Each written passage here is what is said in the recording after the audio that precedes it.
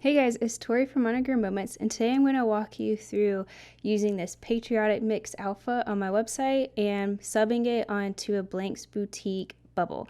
So I'm using this Patriotic Mix Alpha, and I also have these extra add-ons that don't come with the original pack of add-ons. And then the bubble I'm using is from Blanks Boutique, and they actually have a sublimation line now. So that's what I'll be using today, and I'll be using this adorable bubble that they have. Okay, so once you purchase your design and you download and unzip everything, you'll go into your photo editing software. I'm using Photoshop.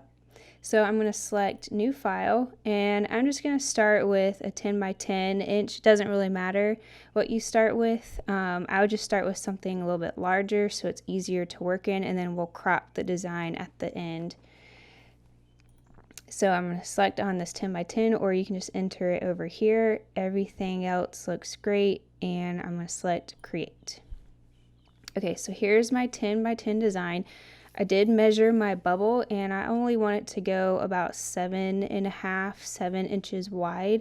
So we will crop this later, but I like to design on a bigger area.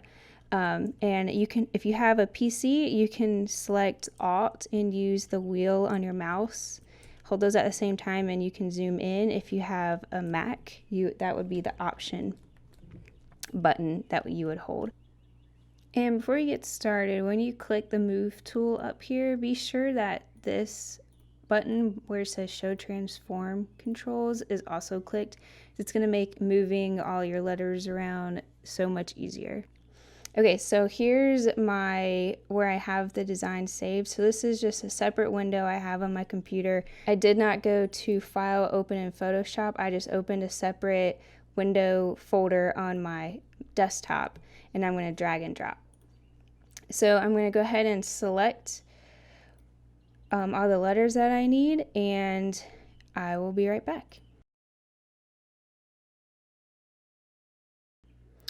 Okay, so I've got all the letters that I want, so I'm just going to move these around, and I like my letters to be overlapping a little bit, not this much, but so I'm selecting this letter, the W over here, and then I'm going to hold shift and I'm going to select this top one so it selects all the letters in between, and size this down a little bit, and when I'm happy I'll select that check mark. Okay, and I want this W in front, so I'm going to drag it to the top. Okay, so now I'm happy with this, and I'm going to go ahead and pull in the accessories now.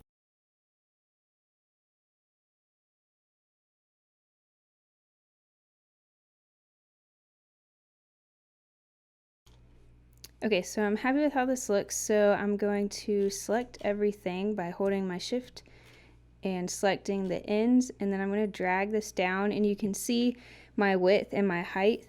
So I'm just going to drop my height to where I'm wanting it to go, which is around 7.5,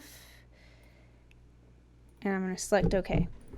And it's about 6 inches long, so I'm going to hold this up and drag it up a little bit just so it's a little longer, takes up more space. So my next step, I would honestly go ahead and save this as a Photoshop file. So just go to File, Save As, and then type in whatever you'd like to name this. Save it as a Photoshop file, and that way you can just come back to this file and change the letters around instead of having to drag all these letters in every time you want to make a new name. Okay, so once you do that, if you would like, then I would select this bottom layer and scroll up to the top, select this top layer, hold shift, and then select that top layer. So it selects everything in between, and then you can hit Command E on a Mac or Control E on a PC, which just means merge layers, or you can go to Layer, Merge Layers. And that way it gets everything on one single layer, so it's a little easier to play around with. And I'm going to check my size just one more time. So you can see in the top right hand corner my width is closer to 7.9, and I'm going to stretch this out a little longer. I re-measured my bubble Okay, so now it's going to be closer to 8 inches and my height is 7. So I'm happy with that. So I'm going to select check. So this next step, we can do a few different things. If you're printing on an 8.5 by 11 piece of paper, you just want to make sure that everything is going to fit on that. So you can hold the command on your Mac or control on your PC. You bring your mouse over here to this layer, hit command so you get that box beside that mouse, hit your layer, and then you can go to image crop. So that crops everything perfectly. So this is the exact size of the design. Okay, so at this point, once you've cropped it down, if you want to get even more particular about the size of this shape, you can go to image size, and then change this to inches. So if I wanted this to be 8 inches on the dot, make sure these are connected, then I could just change this to 8, and the bottom will change accordingly. It probably didn't because it wasn't much of a difference. And then make sure your resolution is at 300. So this is just in case you wanted to change it, you know, to anything different. But I'm going to keep mine to what I had, so I'm just going to select cancel. Okay, so at this point, I'm going to go to File, Print, and what you can do is print a black and white copy first and not use your sublimation paper, just so you can put it on your bubble or your shirt and make sure you like the sizing. If you don't like the sizing, you can adjust it before printing in color. I'm going to go ahead and print this in color though. So I'm going to go to Print, and I'm printing on my Epson EcoTank 15000, and I'm going to select my print settings. I'm going to go down to color matching, and I found that using this works best for me. So color sync, and then you can select the profile, which the sRGB is the one that works best for me. And then I'm going to go down to print settings, and I'm going to make sure I'm on presentation paper matte, and you can change this to normal or best quality. I'm just going to keep it on normal, and I also want to make sure this mirror image is checked. So once I do all that, I'm going to select print, and for whatever reason it asks me to do all this again, so I'll just do it again. So we go make sure this is the paper size that you want. Then I go to color matching, so on the sRGB, which is good, and then I'm going to go to print settings, presentation paper matte, mirror image, so that is good, so I'm going to select print. Okay, so I've got my design printed out, and you'll notice that it is mirrored, which is what we want for sublimation. So next step would be to cut this out a little bit more, but instead of using scissors, I'm actually gonna tear it out because it helps get rid of seeing those lines whenever you press these. So very gently, I'm just gonna tear.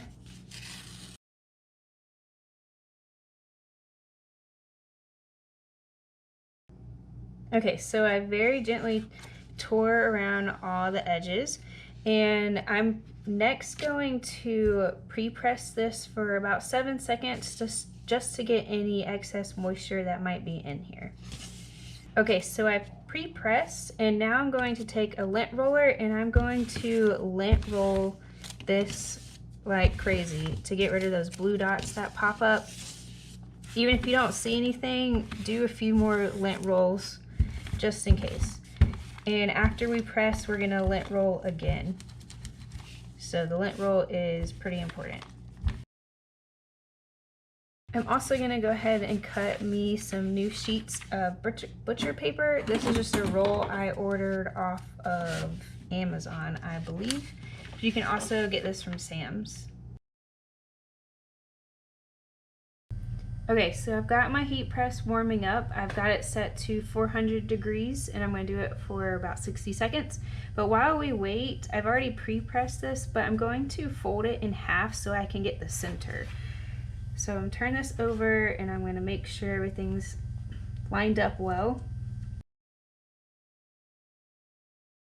So that's going to help me line up my design, and that's not something you have to do. It just kind of helps, especially until you learn how to eyeball it.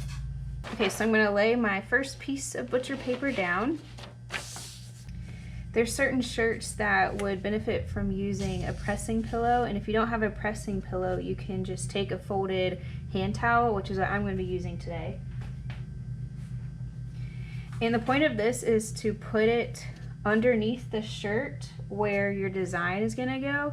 That way it lifts. Let me show you. Something like this. So that way this part where the design is going to go is lifted up higher than the rest of the shirt. So for example, these buttons won't get in the way, or this extra fabric from the bubble aren't going to get in the way of the top of the heat press touching the design. So that way it'll give it really good even pressure to make sure the design is going to go in the shirt completely. Alright, so I've got this ready, and I'm going to lint roll this again because I've already see some new pieces of lint that have formed. And keep it handy for once we finish pressing too, because we're going to need it. And I still see my middle line right there, so that is good. I want to make sure I've got my pillow or my sheet behind it, dish, whatever it's called. So it actually is, I think I need to make it longer or wider. Okay, there we go. Feel free to lint roll this again if you like. It's better safe than sorry. Okay, so a good rule of thumb is to make sure that your design is about 3 fingers or about 1.5 inches away from the neckline. With designs like this where you have the fireworks, I know you probably can't see this, but you've got the fireworks way up here and the names down here. That rule may not always apply. You'll have to adjust accordingly, but you will figure out what you like. And that's kind of the benefit of printing a black and white copy before you do this, so you can place it and see how you like it without pressing anything or messing anything up, and just getting a good idea. Okay, so this looks good to me, so I'm going to cover it with my second sheet of butcher paper. You could use heat transfer tape to tape that design down to make sure you don't get any ghosting, but I'm not going to worry about that. And I'm going to close this. So again, my heat press is set for 400 degrees for 60 seconds. And I'm using about medium pressure. Okay, I've pulled this off the heat press, and there's my design, and I'm going to just rub this. So right now I'm pressing down pretty hard with the lint roller because I do see some lint that decided to show up, and it's removing some of it. And this is also going to help get rid of the lines, but since we tore that paper, I really see no trace of where the sublimation paper ended. All right, and there we go. In the Blanks Boutique, their shirts are 70% poly, 30% cotton. So they're not going to be, the designs aren't as bright as they would be if you're using 100% polyester shirt. But the upside to that is that you still get this nice, more cotton feel in the shirt, and the shirts aren't near as see-through as a lot of 100% poly shirts are.